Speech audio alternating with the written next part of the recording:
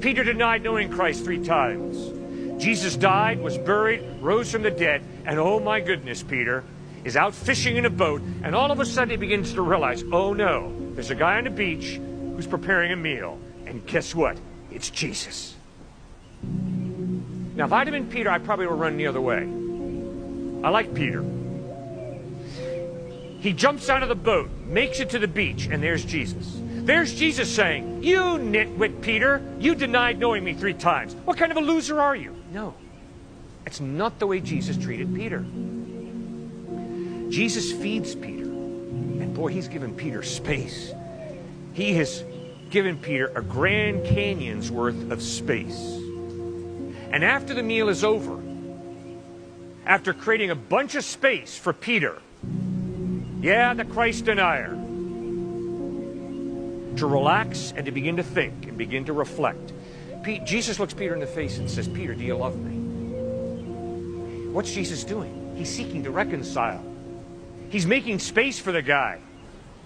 And 3 times he asks him, Peter, do you love me? Peter says, yes, Lord, I love you.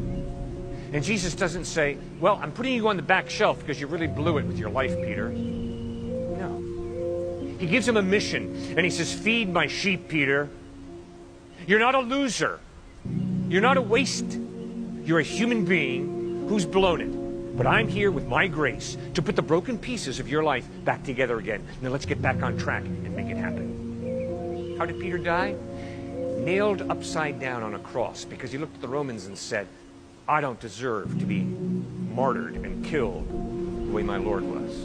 So if you're going to crucify me, put me upside down. See the courage, the humility, the freedom that Peter had in Christ. That's patience. So the fruit of the Spirit is love, joy, peace, patience, and it's also kindness. Kindness is valuing people so highly that I refuse to engage in fault-finding and exposing their weaknesses. It is so easy to get so bent out of shape in anger and impatience that I love to expose a person's weakness. I'll do it in a subtle way, of course.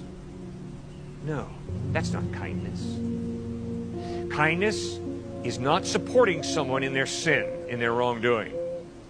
But kindness is not seeking to engage in fault-finding and exposing their weaknesses. Instead of, it is building people up. And then the fruit of the Spirit is goodness.